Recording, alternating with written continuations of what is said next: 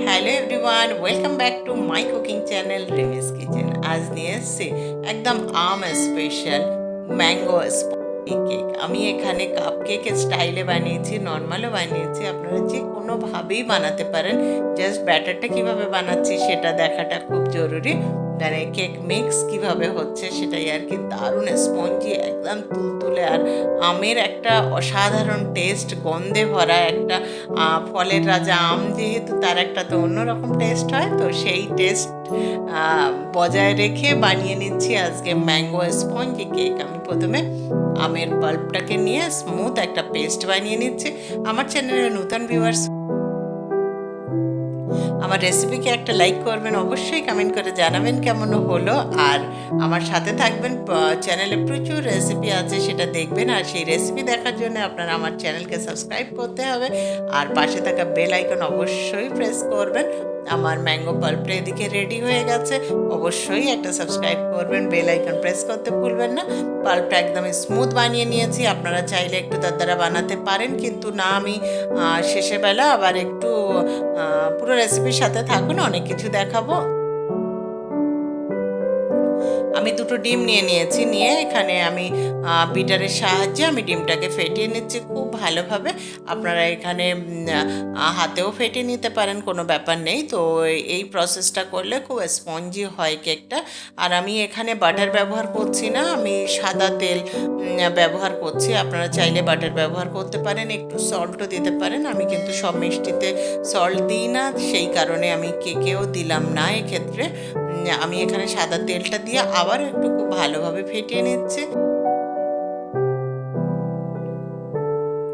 আমি এখানে চিনি আর ময়দার পরিমাণটা ইকুয়াল ব্যবহার করব। আমি একটা কফি মগে, আমি কোনো গ্রাম বলছি না, আমি নর্মাল হিসাবটা দেখিয়ে দিচ্ছি, যে আমের পাল্পটা রেডি করে রেখেছিলাম সেটা আমি দিয়ে আরও ভালো করে আর একবার মিক্স করে নিচ্ছি। প্রত্যেকটা ইনগ্রেডিয়েন্টস দিয়ে খুব ভালোভাবে মিক্স করে নেব। কি দারুণ একটা ফ্লপি ভাব চলে এসছে দেখুন।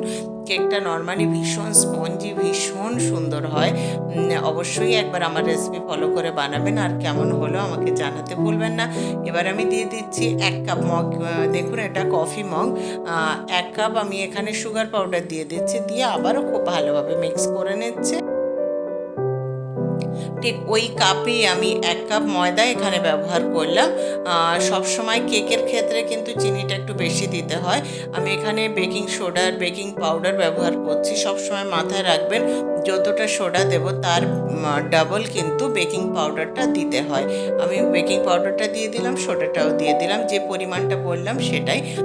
আর ময়দাটা অবশ্যই এইভাবে একটু চেলে নেবেন, না হলে কিন্তু অ্যাকচুয়ালি কেকের এটা একদম মোস্ট ইম্পর্ট্যান্ট একটা পার্ট, আপনাকে করতেই হবে, তাহলে কেকটা কিন্তু পারফেক্ট হবে।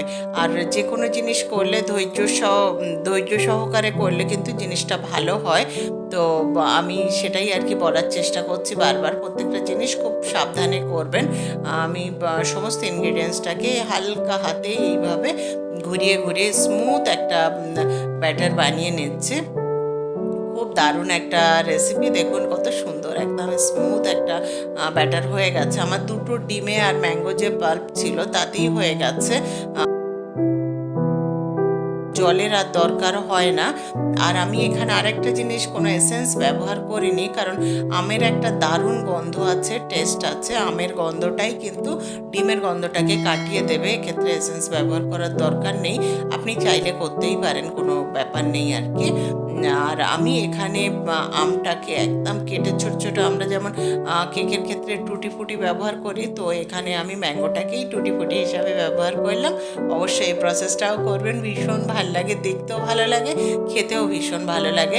একবার ট্রাই করবেন, এটা কিন্তু চুলোতেও দারুণ হয়। আমি আজ মাইক্রোওয়েভে দেখাচ্ছি, তবে এই সেম ব্যাটারে আপনারা চুলোতে বানাবেন, এটা একটু টাইম সাপেক্ষ। চুলোতে বানালে আপনার ওই 30 মিনিটস রেঞ্জ লাগবে আর কি, আর নর্মালি এটা ওভেনে 15 মিনিটে হয়ে যাবে। আমি এখানে প্রথমে কাপ কেক হিসাবে বানাচ্ছি। আমি এখানে মানে বাটার পেপার কাপগুলো এখানে নিয়েছি, নিয়ে কাপ কেক মোল্ডেই বানাচ্ছি। আর কিছুটা নর্মাল যেটা এক্সট্রা বেঁচে যাবে সেটাও দেখাবো। দারুণ একটা রেসিপি শেয়ার করলাম, কেমন লাগলো অবশ্যই জানাবেন, আমার সাথে থাকবেন।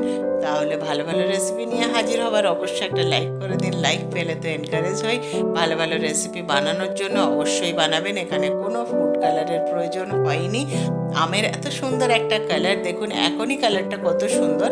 আমি দেখিয়ে দিচ্ছি, মাইক্রোওয়েভ এখানে আমি 180 ডিগ্রিতে আমি 20 মিনিটের জন্য সেট করলাম, কারণ আমার সুইচটা একটু কাজ করছে না। এটা 15 মিনিটে নর্মালি হয়ে যাবে।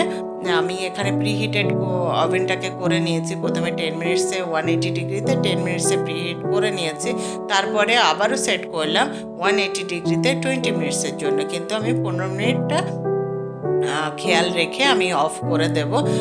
আর অন্যদিকে যে এক্সট্রা ব্যাটারটা আছে সেটা আমি আর একটা এইভাবে নর্মাল একটা কেক বানিয়ে নিচ্ছি। আপনারা চুলোতেও বানাবেন, দারুণ কেকটা হবে। অ্যামেজিং একটা রেসিপি শেয়ার করলাম, কেমন লাগলো আমাকে জানাবেন অবশ্যই কমেন্ট করে। আর বারবার বলছি, যদি আপনারা এই মানে সাপোর্ট করেন তাহলে ভালো ভালো রেসিপি নিয়ে বারবার ফিরে ফিরে আসবো আপনাদের সামনে। আর আমি এক্সট্রা একটু আম কেটে এর উপরে দিয়ে নিলাম, একটু জাস্ট গার্নিশ করলাম আর কি। ম্যাঙ্গো কেক যেহেতু একটু ম্যাঙ্গো দেখা যাবে। আমি 15 মিনিট পরে ফিরে এসেছি কাপ কেকগুলো নিয়ে, কি দারুণ কালার হয়েছে দেখুন, একদম পারফেক্ট কেক হয়ে গেছে। অ্যামেজিং একটা ম্যাঙ্গো কেক শেয়ার করলাম, অবশ্যই বানাবেন। এটা কিন্তু 10-12 দিন পর্যন্ত বাইরে একদম পারফেক্ট থাকে, কিচ্ছু হয় না। আপনারা চাইলে চিনিটা একটু বেশি দিতে পারেন। আর 10 মিনিটের জন্য এটা আমি বেক করেছি, যেহেতু প্রিহিটেড ছিল এবং ব্যাটারটা খুব কম দিয়েছি, তার জন্য 10 মিনিটে একদম পারফেক্ট কেক রেডি হয়ে গেছে। এটা কিন্তু খুব পাতলা হয়নি, কিন্তু ব্যাটারটা খুব কম ছিল, কিন্তু অতটা পাতলা হবে না আর কি। আমরা চায়ের সঙ্গে মূলত যে সাইজের কেক খেয়ে থাকি, এটা কিন্তু সেই সাইজেরই একটা ম্যাঙ্গো কেক বানিয়ে ফেললাম। কেমন হলো আমাকে অবশ্যই জানাবেন, আর আপনারা বানাবেন। আম কিন্তু খুব তাড়াতাড়ি বিদায় নেবে। Thank you for watching.